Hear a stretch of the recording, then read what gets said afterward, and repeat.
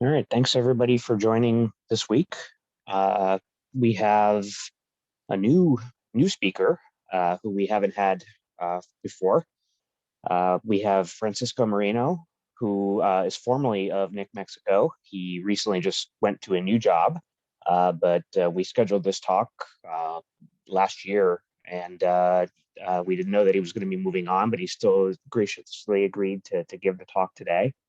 And he's going to be talking about FORT, which is a product that NIC Mexico has been developing amongst some other partners for a number of years. And this is focused on routing security for free and open internet. So Francisco, if you want to take over, I will throw it your way. Thank you, Jason. And well, nice to meet you all. I'm glad to share this with you. To start, we're going to talk about what is FORT. I mean, this is an initiative from NIC Mexico and LACNIC, the rear from our region. So let's get going. First of all, we're going to see the agenda. This is what we're going to talk about. We're going to see how it was born, what's the problem that is trying to solve or to aid in to solve it. What is RPKI? I mean, this is the basis of everything that we're going to talk about. Going further into more details, what's the where are the repositories and what is a repository? And a root origin validation. I mean, all of these terms, right now I'm just mentioning them just to have it clear what we're going to talk about, but we're going to see more details in the coming presentation.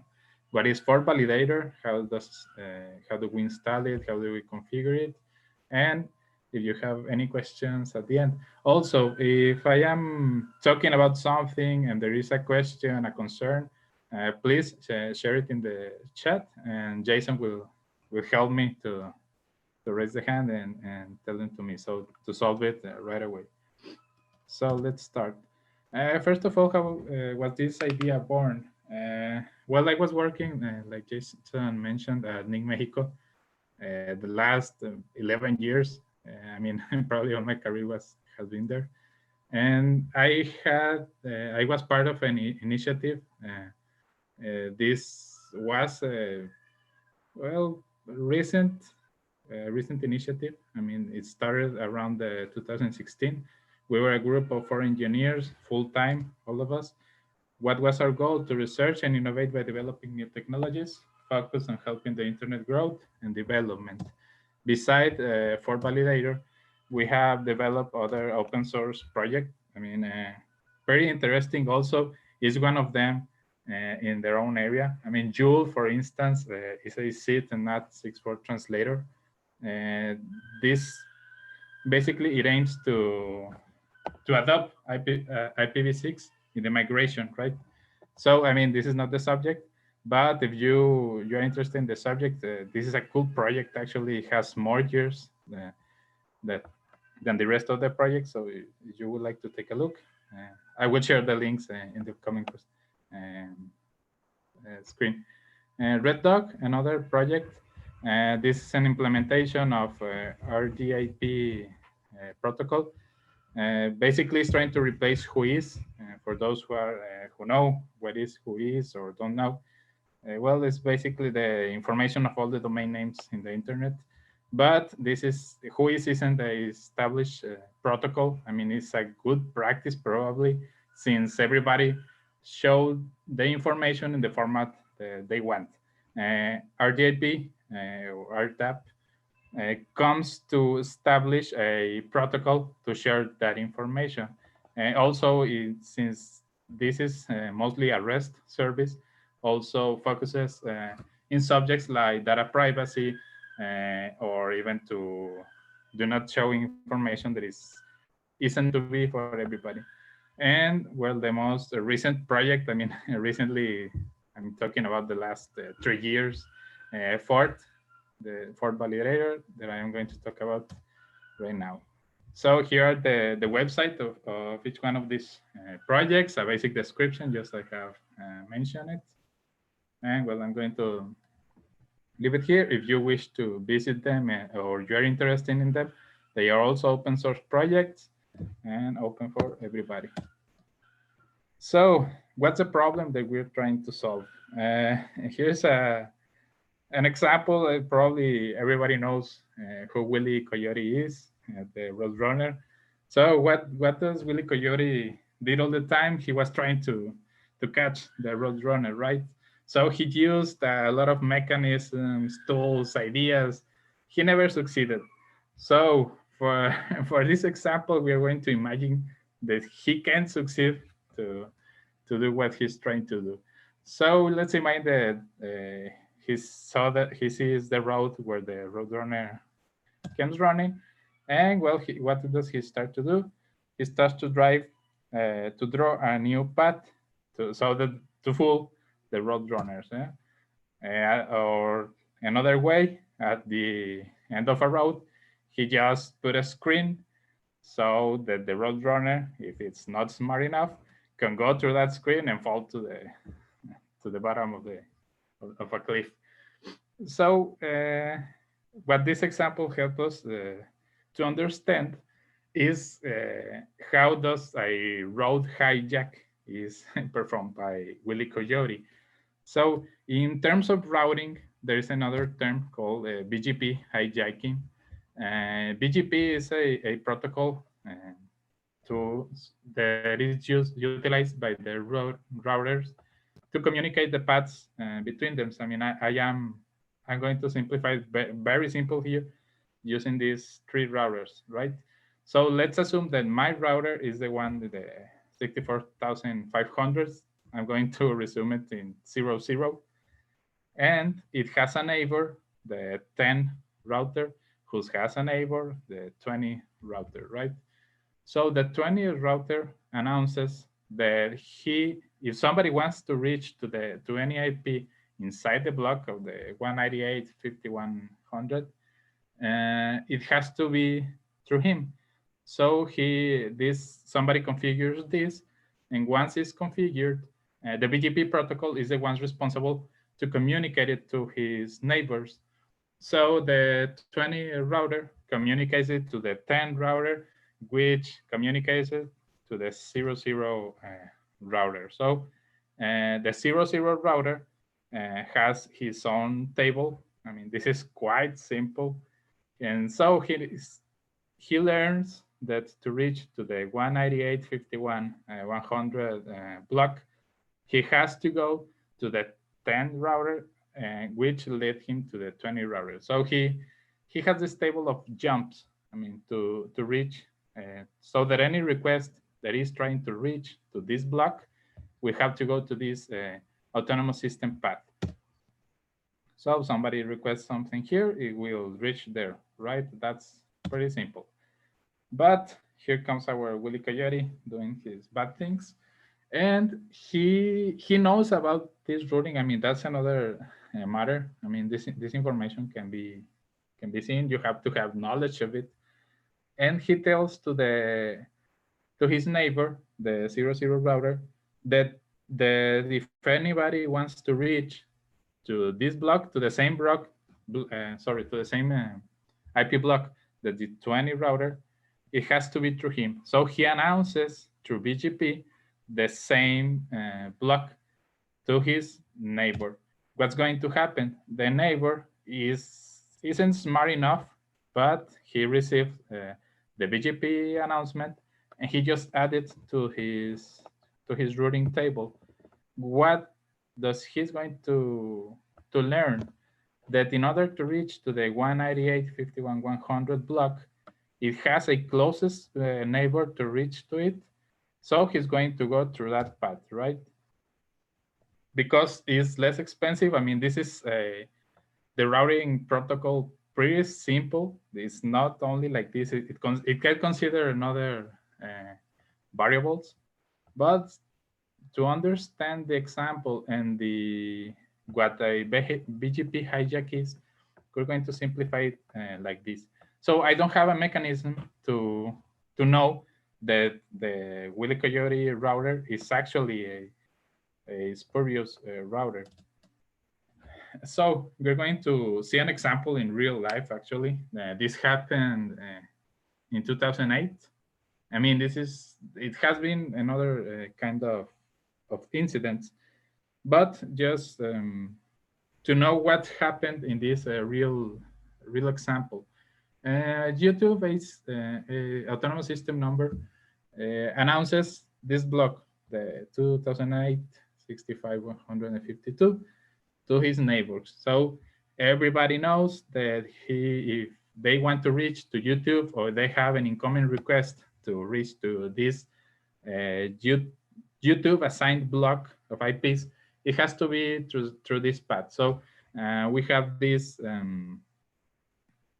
connections. I mean, so the announcements of this router will spread throughout all the network.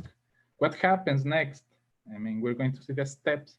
Another router in Pakistan Telecom announces a more specific block. If we see, here's the difference.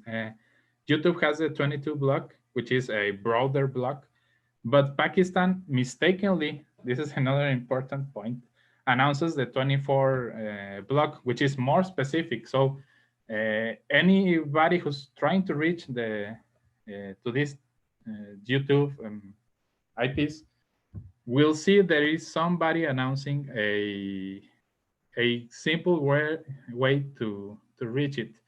Now, I mentioned that Pakistan probably didn't do it with a malicious intention.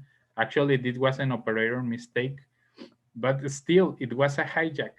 So what we are trying to learn here is that this could be a operator mistake. I mean, probably somebody did a typo during the configuration. I mean, some of you have configured routers. It's quite simple. I mean, it's just text. Probably you mistakenly put a bad number and you have announced that, and there you go, you're hijacking probably a route. Or somebody with bad intentions can also do it. I mean, yeah, for the BGP protocol, it doesn't matter. He only see the announcements, and there you go. So what happens next? The YouTube request reached to nothing, because Pakistan, despite he was announcing this route, I mean that if anybody wants us to reach to the YouTube IPs, it has to be through him. It actually didn't resolve it. I mean, yeah, all the traffic was through that router, but it reached to nothing because they didn't have configured something from below there. They didn't have the servers, the DNS, etc. So YouTube, as part of this mitigation, announces the more specific block. Again, I mean, we see here the difference is the 24 block. And Pakistan Telecom also withdrew its announcement.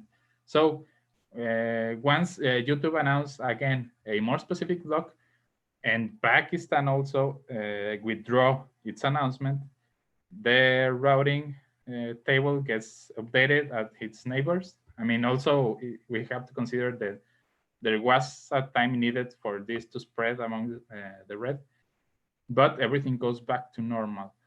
Here's the source. I mean, I'm not going to go further in this. I mean, also, RIPE has a more sophisticated analysis on this.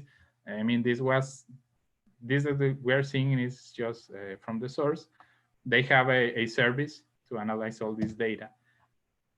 So what happened, all of this was during an interval of 2 hours, more or less. And we're going to see here, 1847, that Pakistan made the announcement, the hijack, I mean, by mistake, but still a hijack.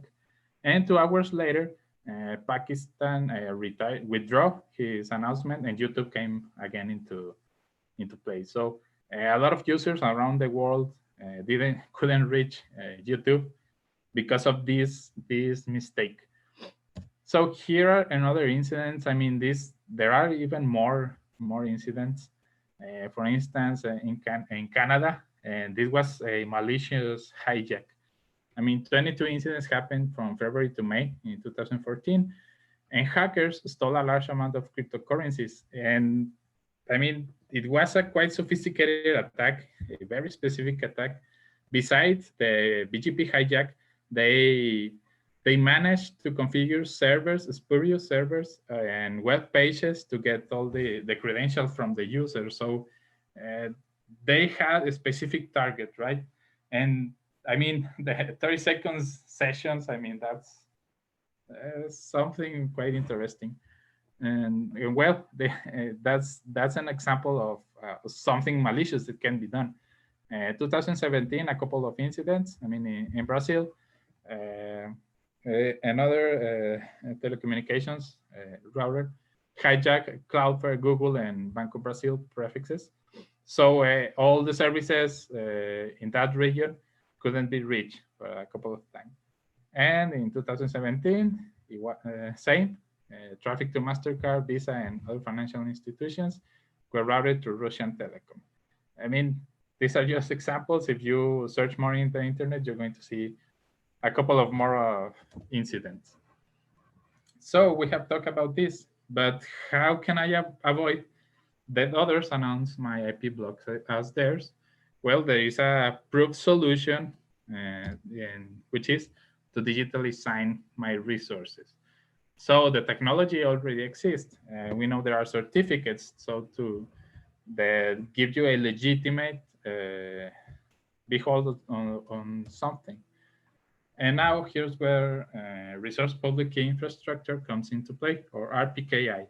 And this is a standard that all the 5 RIRs and also ISPs, IXPs decided to form a couple of well, more than a couple of years ago, to trying to protect and secure all this route protocol, BGP specifically, since when BGP was started, I mean, at the very beginning of the internet, they thought it as something where everybody could trust in everybody, right? And so these same protocols and the internet started to grow, and it stayed like that.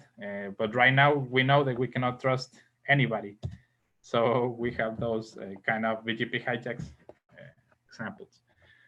Well, this is conformed by a bunch of RFCs. I mean, I'm not going to profundize in all of them, but just to get an idea, I mean, this is a very interesting work, actually a thorough work. And well, this is the overall look of it. What I'm going to talk about a bit more is about this 6482. We're going to simplify it as the ROAS RFC. This is a profile for root origin authorizations. So what is a ROA?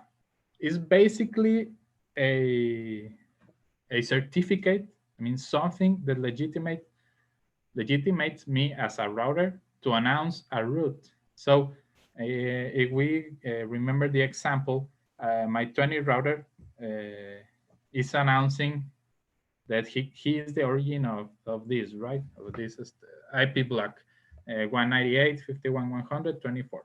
So this is basically a ROA, and it has a certificate that back it up.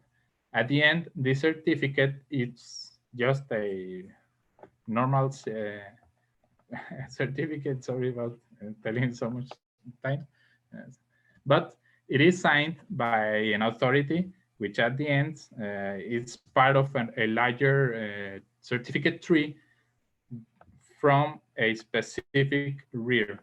We have remembered there are 5 RIRs. I mean, it's by regions. I mean, the case of the United States is the ARIN. For us, from Mexico and Caribbean and South America, is LACNIC. So every region belongs to a RIR. So depending on all these resources or where these resources are assigned, is the RIR responsible for signing each one of them. I mean, it's quite simple in the theory, but in the practice, this requires that an ISP, for instance, to sign all of its resources. And well, this is part of the process of adopting RPKI. But basically, it resumes to this. A ROA which is signed by an authority, a trustable authority, in this case, the RIS. So what are the repositories? The repositories are the public information or where the RIS publish all their RPKI3. So just to have an idea, I mean, this is some data that I collected yesterday. These are the numbers of files or ROAs also of each one of the public repositories that exist as of today. As you can see, I mean, the size, it isn't much. I mean, 420 megabytes. I mean, that's pretty simple since all of them are certificates. There are also another kind of objects, but at the end, everything reduces to the ROAs. So this is probably the core object for what we are talking about for the BGP to assure that BGP can be secured. So here are the number of ROAs just to have a basic idea. A ROA can also have more than one. I mean, here, this is a pretty basic example. It can be, I mean, an autonomous system number can have the origin for 1 block, 2 blocks, IPv6 blocks also, or even more than one autonomous system number. So that's pretty simplified. So the number of ROAs probably doesn't match to the whole number of blocks, of IPv4 blocks or IPv6 blocks. So there's just some data to consider. So I have certificates, I have these digital signatures and the ROAs to know what's valid and invalid, but how can I share this information with my router? I mean, we have talked about the repositories, they are public, everything is there. We have seen the amount of files that they have, but the routers still don't have this information, and it's not their task, or even they do not have the hardware power, if we want to talk it like that, or the software ability to process all this information. So here's when a RPKI validator comes into play. What does this do? Basically, it downloads the TAL's information. Right now, I'm going to talk about what is a TAL. It's just a file that indicates where is the root of the RPKI3. So there are 5 tiles, one for each rear. Basically, they just give you this guide. They tell you, here's the root certificate. And from there on, the validator can download all the information, all the files that I have mentioned a bit earlier. So once I download all these repository data and files, I cryptographically validate the information.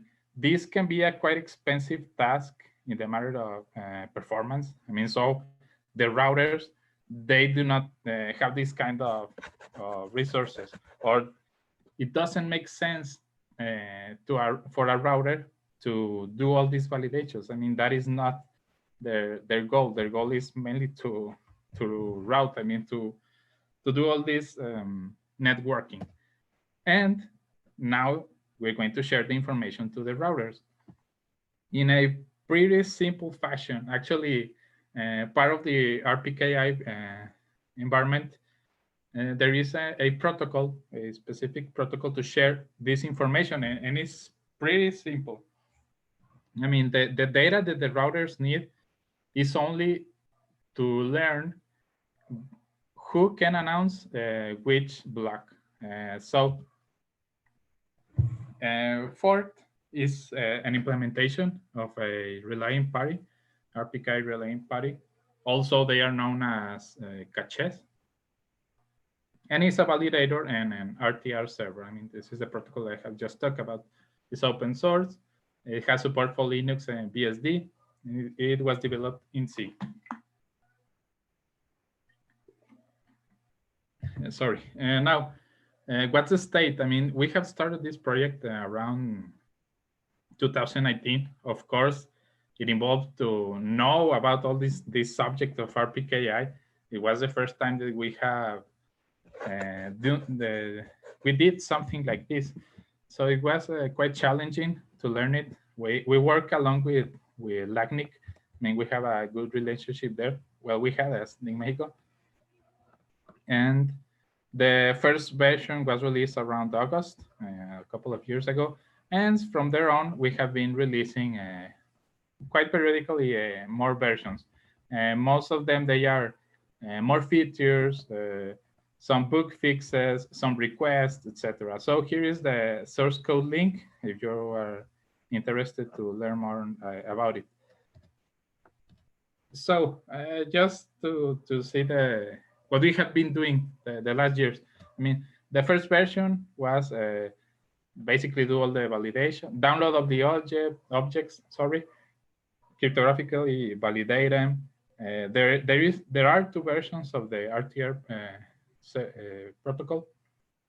So at first we only had version 0 support, this implementation of another RFC, and one way of downloading all the files, is by using rsync. I mean, it's just to synchronize directories from the public repositories. Version 1.1, it was more a feature to optimize the validation process by using multi-threading. Also implement the new version support and syslog support. So, well, all of this is in our repository. Version 1.2 was the implementation of another synchronization mechanism. Also, this is a very specific protocol for RPKI, the RRDP. And also, since this version and also the RFCs are still moving, one of the updates there is upcoming is trying to deprecate rsync to use more the facilities that a HTTP server can use. So this protocol, I mean, since 1.2 version, we focus more on this, on giving support to fetch the data using HTTP protocol. So basically, these RFCs are about that. Also, there is one politics to comply with ARIN. With the title of ARIN, we cannot provide it just freely. If somebody wants to use it, it has to confirm that they agree with some politics that they have, and just download it. Also, some bug fixes. The following version, just to we have received some comments of the community, and we were trying to make it a little bit verbose. Since most of our users are network operators, probably the validation results didn't matter too much to them. They only were concerned about the operation logs. I mean, those things regarding the operation of the tool, rather that if a certificate is expired or something like that. And also use the local cache if a synchronization fails. Well, most recently we have released the 1.5 version, and well, these are basically what we have been doing. I mean, the release was this month before I left in Mexico. And well, there is the 1.5 version. So who supports this RTR protocol? Talking about hardware, well, Cisco, Juniper, Nokia, MikroTik, amongst others. I mean, here we have a source. Oh, sorry, I forgot to translate it. But just to name it, some of them. Also in the software, BERT, VIOS, FRR, which is a fork from Quagga, Go BGP, Open BGPD. So this is just mainly data if you're willing to configure your routers. So going back to our example, how does FORT come into play? Well, we're going to have the same structure of routers neighbors. So we know that the 20 router can announce the 198.24 block, right? So the person or entity who's managing this router, the 20 router, he goes to his RIR and he generates his ROA. So this ROA is published in the public repositories of that RIR. So there we have it. We have all now. Right now we have a ROA. This is independent from the router. This is another file that you generate. In this case, at the RIR systems. So FORT-Validator starts doing his job, and he learns that there is a ROA from this for this specific case, autonomous system number, and that he can announce the block 198.51.100, right? So we know that it's valid that he announces this data, and we have this check that there is a certificate that can that backups those announcements. So here comes again Wiley the Coyote, our bad router, the 66 router. He announces the same prefix, but now we have this check. We have received from my validator, I mean the 00 router has received from the validator that nobody else besides the 20 router can announce that specific block. So when an announcements come, I mark anything else as invalid. So I'm not going to go through there. All this data is all stored at the router. I mean, this routing table is updated like something like this. They have a check, if we want to see it like that, to know if the announcement is backed up by a ROA. It's also responsibility of the router to consider this. I mean, they can ignore it since RPKI isn't fully adopted yet. For instance, we're going to see the 10 router, right? The one that is in the middle. We don't know if he's connected to a validator, so probably he's prone to another error. But our 00 router is more secure. So whenever we are trying to reach to this block, we know and we can trust and have the right data to know that any request that's going to this block is valid through that router or through that path. So regarding testing and also the support that we have for Validator, well, we support a lot of systems. We have tested this. I mean, this probably needs a bit of update. But well, you can install it on Debian. We have tested it. BSD, Red Hat, Slackware. We have also tested on Gentoo, OpenSUSE. Well, I don't recall right now somebody else, but we were trying to assure. I mean, we had a QA team quite good doing their job, so we can assure that it works on this and others operating systems. We have this on our documentation website. So how do you install it? I mean, we're going to see a pretty basic example. We have a Debian package for this. Also, we have a RPM if you are willing to install it on CentOS or Red Hat distribution, Fedora. For this example, here's how it's installed using our Debian package. You just download it from GitHub, just install it and start the service. You download it from our releases module. You install it, I mean, you simple apt install, and you just start the service. From the source code, probably a bit more steps since you have to compile everything. But here are the dependencies. Also, this is on our website. This is merely to see how easy you can install it and compile it. I mean, there are a couple of dependencies. They are not too much dependencies also.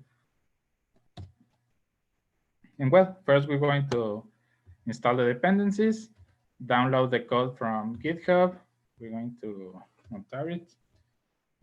And well, we're going to just simply do a configure make install.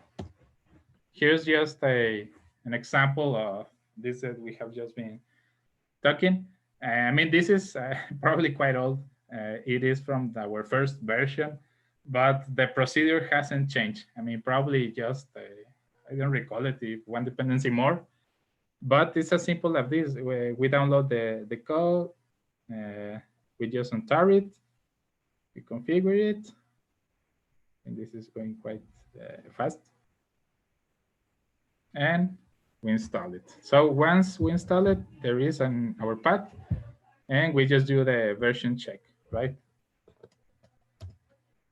So we have talked about a TAL. What's this? It's a trust tank locator, which indicates where's the root certificate. This is needed to validate the rest of the repository objects. 5 TALs are needed. I mean, there are 5 RIRs, so we need 5 TALs. Just as I mentioned before, we provide as an example in our source code 4 of them. In the case of ARIN, you have to download it manually due to their policy. But still, we have a script and also an argument to ease this download. You just have to explicitly agree the politics, the agreement from ARIN, and it can be automatically downloaded.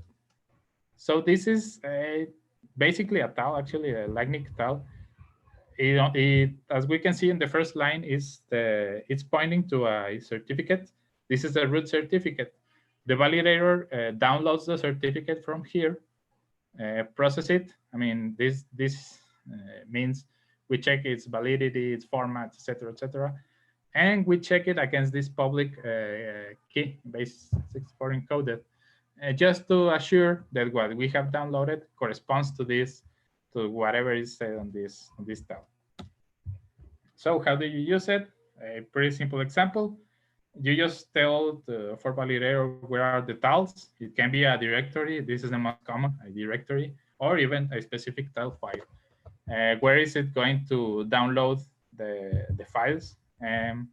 It by default, it downloaded to our temporary directory, but you can say that you can configure that it does this in another place. Also, where is it going to be bound, and the part also where is it going to be bound, our server, so that our routers can communicate with our validator. So here's an example. We're going to run it using the Afrinic TAL, using our cache directory, and bound it to any address. And by default, and this is by standard, the RTR server is bound to the 323 port. We can configure it also.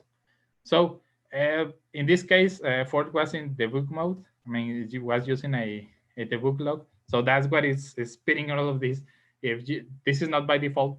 If you use it by default, you're going to see only a message that like, I am starting to validate.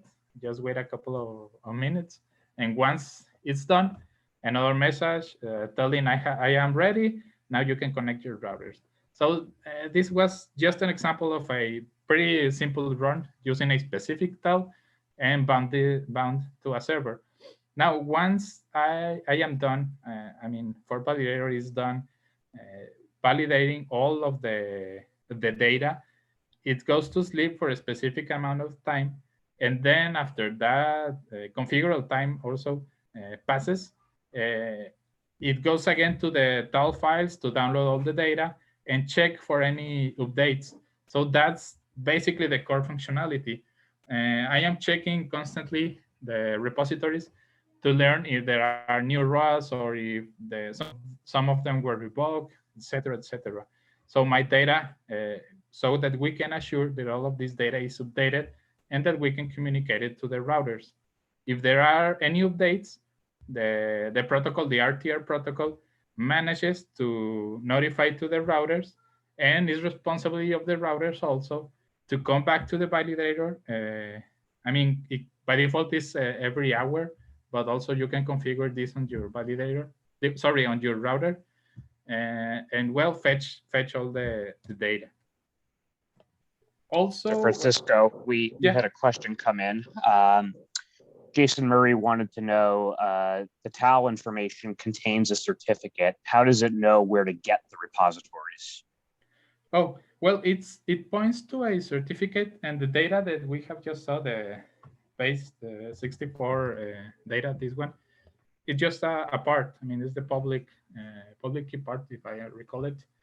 Where do you fetch it? Well, every RIR is supposedly responsible to publish this on their site. We have it in our repository, actually, the FORT-Vals. They haven't changed since, I don't know, maybe more than 10 years that this was born. And so there is also a standard in the case that they are going to update it. But since this is the root certificate, it doesn't change a lot. I mean, you can trust on what we have, or even other validators have. I mean, they offer it just to simplify you this step. So the question is, how do I know the certificate? Just how does it know where to get them? But it sounds like they're at a known location. Oh, yeah. Well, as you can see, yes, I mentioned this at the RIR website. There isn't, as of today, a specific point. That's why we have just mentioned it, that you go to the RIR website.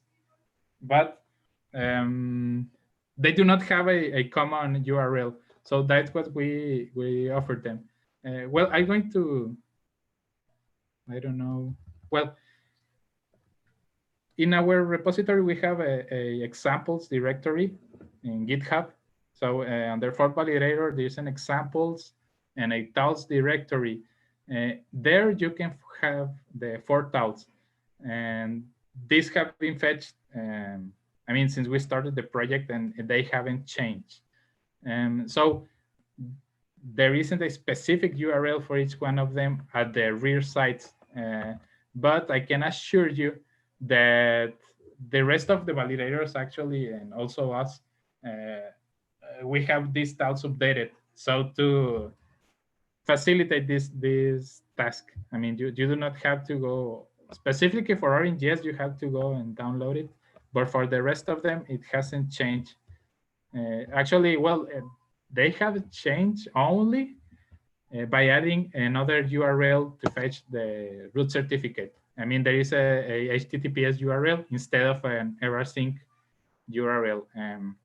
I believe that since version 1.1.4, we have updated the tools actually with this this publication point of the root certificate via HTTPS. So yeah, I can assure that they are updated. Yes, badly, they do not have a specific URL to fetch them in their websites. I mean, we did some research and it wasn't standard. So yeah, that's what I know. Okay, thank you. Yeah, thanks. And so beside the command line arguments, you can configure it also from a configuration file in JSON format. I mean, this mainly to facilitate the job to an operator. And well, in the documentation, you can find how's the expected format for this file. So for instance, we're going to say that some test style we're going to use, save our data in temp repository. The mode, also, there is a standalone mode.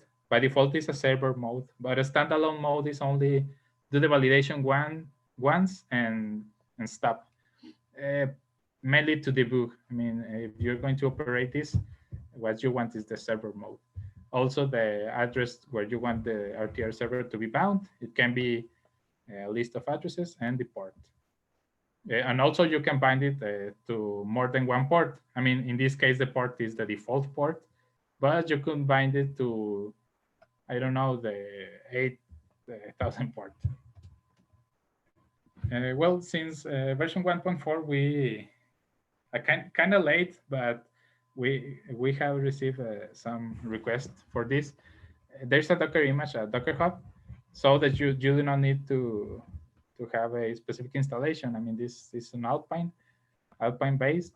It only weighs 6 megabytes. I mean, this is quite light. And here's a link also present in our documentation in our website. Another question, does FORT support using SSH or TLS for RTRs? Currently, we do not have that support. It goes plainly to TCP port protocol, sorry. There are RFCs who talk about that, but yeah, as of today, we do not have it. Well, why? Two things. Lack of resources. We didn't have the time yet to do it. The second is probably due to the nature of the validator. I mean, the most common usage or way to install it is in your own infrastructure, so that you can assure that you have it on a secure place, on a trustable place. So your routers probably, I mean, I cannot assure this, they are not going to go to the cloud or to the internet to fetch all this data. And there exists, as of today, there are services of RPKI validators. I mean, yes, they are public, and definitely, I believe that they have this support. I mean, TLS and SSL. But for the most common case, it's in your infrastructure, so your routers can communicate internally with your validator. But yeah, I mean, the straight answer is, as of today, we do not have yet this support. Okay, thank you. Thanks. Here's an example how to run our Docker image. I mean, you just bound the same. You bound it to a port. If you want, you can tell it where your tiles located in the host machine, and we're running it in this case as a daemon. So one important thing and something that we try to keep in focus since the beginning of the project is the performance of FORT-Validator. We try not to consume too much resources. I mean, probably in CPU we do consume a lot of them, but due to the cryptographically validations. But in terms of memory, we try to store only what's needed. So we had an idea of testing it in a Raspberry Pi at the beginning of the project, just to assure that you can run FORT-Validator on something as simple as a Raspberry of 1 giga RAM. So we conducted this test.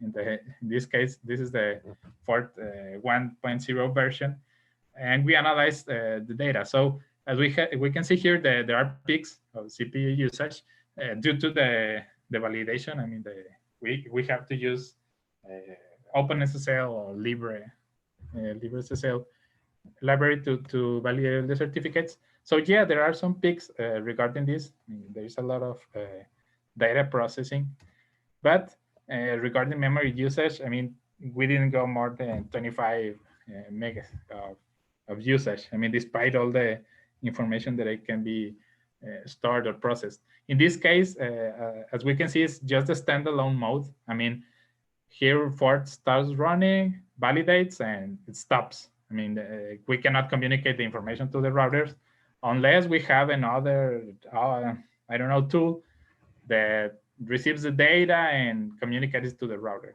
So this is merely for testing. But using it as a server, running once every 5 minutes, here's another analysis. I mean, the CPU, we also see these peaks every 5 minutes, I mean, in a small lapse of time. And well, it just behaves quite similar during each run. And regarding memory usage, well, we start using the base memory, and then comes the validation. It uses a couple of bits more, but once it ends, it just keeps with the same data. I mean, what we have to remember as a validator are only the base data. I mean, all the ROAS data that we have to communicate to the routers. And beside that, we have to remember, we call it the deltas. I mean, the changes between each time that we're validating all the public repository. And at the end, this is what simplifies a lot of the communication or a lot of the data that is exchanged with the routers.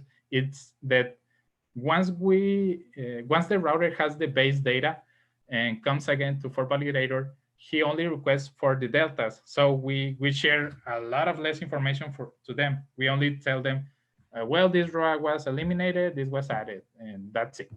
And so that's basically the communication with the routers. So the memory usage decreases a lot using this logic. So here comes an analysis in a computer. Also, this is another more complete environment. I mean, we see we have 8 RAM memory, and well, using OpenSUSE Lib. CPU usage, we have more CPU, which is utilized to simplify or to do things more quickly. And in the terms of memory usage, well, it increases a bit. In this case, a standalone as a standalone mode. Well, if you wish to learn more about the FORT Validator project or the FORT project itself, actually, I forgot to mention this.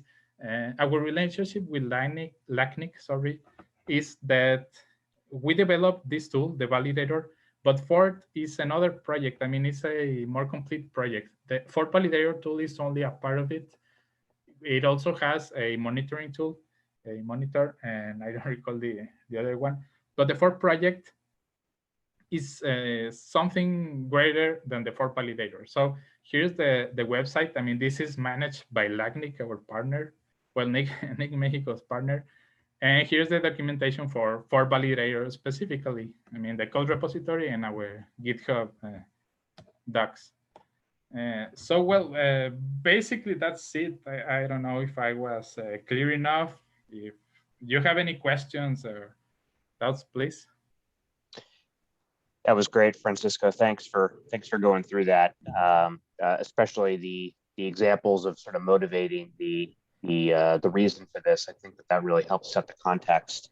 Yeah. So we'll pause there. If anybody does have any questions, please type them into the chat room. Andy Fleming was pointing out that your memory usage profile looks like it's a lot lower than the RIPE RPKI software, which he notes is going to be going away. So that seems like that's a pretty positive thing. Yeah. So the first question that we have is, in terms of monitoring, does FORT provide APIs to get information about the number of VRPs, ROAs per TAL? For instance, some of the other validators provide APIs to Prometheus. Yeah, you have just mentioned a very important matter. Right now, let's say that you have 2 manners to have this kind of data. It isn't quite specific as the other validators. One of them is by exporting the validation results to a file. This is done through an argument. It's called output ROAS.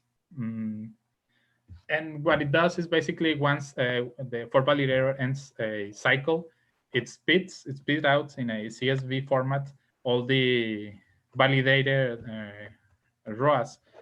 So this is one pretty simple way of doing it. The other way could be by the logs. You can log in an info level, and you're going to see a message at the end of each validation cycle.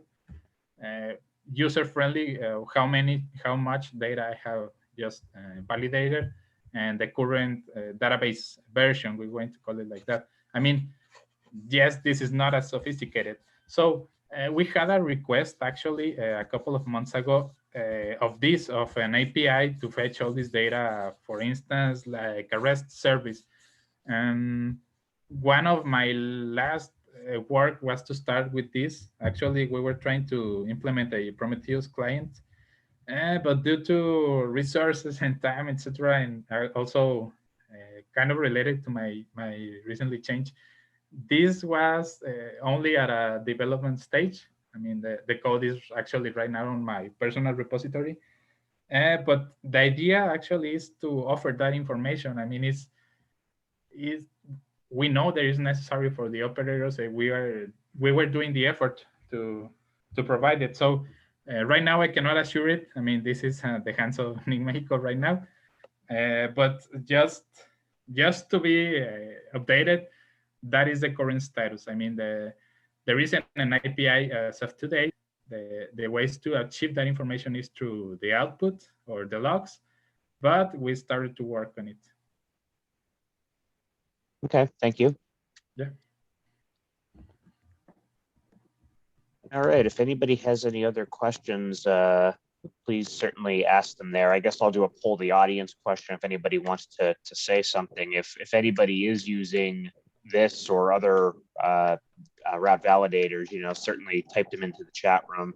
I know that there's a lot of them out there. Michael even mentioned Routenator and some others. Italio is saying that they've been testing FORT and have seen some differences on the number of our VRPs compared to Routenator and others. Do you have any insights into why there's some differences? Yeah, we have talked actually this matter. Sometimes even the Routenator people has contacted us, or even users regarding this subject, the differences. By default and by implementation, actually, FORT tries to be quite strict regarding the validation. I mean, our bases were the RPKI RFCs. So to be honest with you, we didn't have a lot of context regarding routing. I mean, that was one of the challenges to learn more about it.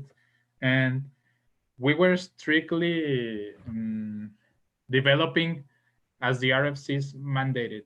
So this has led to some differences with the rest of the validators, since some other validators are not that they are more relaxed regarding validation, but they do have some specific rules that they allow regarding the data from the repositories. So one approach to be more relaxed in these validations is our incidences configuration.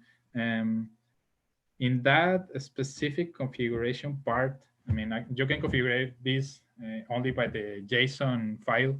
There are some specific rules of some errors that we have seen in the repositories that they are not quite strictly doing the things as the RFCs say.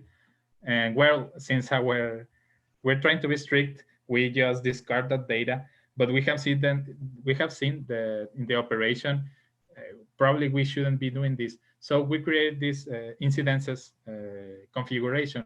So some of the rules are, you can indicate FORT if it should be a more, I mean, well, if it should be less strict about it. So by default, some of them are treated as an error and the data is discarded, or you can configure it to be treated as a warning. I mean, this means that I will tell you a warning in the validation log, but still I'm going to consider that data, or you can just ignore it. So some cases can be configured this way, and actually a bunch of common cases, and probably this could let you to have the numbers more equalized among the rest of the validators. All right, thank you. I think that is a great answer. If you've coded it to the RFC standard, then it's hard to argue with that. Yeah, but that is, sorry that I expand a bit. Actually, that's something that during the process of the development we have learned. I mean, the RFCs in this specific matter, yes, they are a guide, but since RPKI isn't quite still adopted, there is another working group at the IATF, and they are still updating some RFCs or even generating new ones. So the approaches of other validators, such as Routenator, actually, is to implement some of the updates before they are RFCs. So this was kind of a breakthrough for us, because we have learned that we shouldn't be so strict, since the operators need something else. But yeah, well, this is something that we have to work on. I mean, in the project, and in Mexico, just to assure that we are providing what the operators need. All right. And Italio also just wants to add, there's been a lot of discussion about relaxing the criteria to consider a CA or manifest. So, you know, I guess that plays into it. Yeah. There's been a lot of discussion there since the last year or more. All right. Well, I don't see any other questions, and we're at the top of the hour, so I think I'll call it for this week. Thank you again, Francisco, for going over this in detail and talking about this. I'll make sure I get the links to RouteNator, or I'm sorry, to FORT posted on the mail that I send out. And if you're able to send me your slides, I'll make sure that those get posted as well. Oh, yeah, no problem. Well, thanks for the invite and the questions also. Those are pretty great. All right, and we're going to not have a talk next week for those that are still listening. The next talk will be on March 12th, and it'll be talking about video distribution at supercomputing 2 years ago. So hope everybody has a good weekend, and we'll talk to everybody soon. Well, thank you, Jason.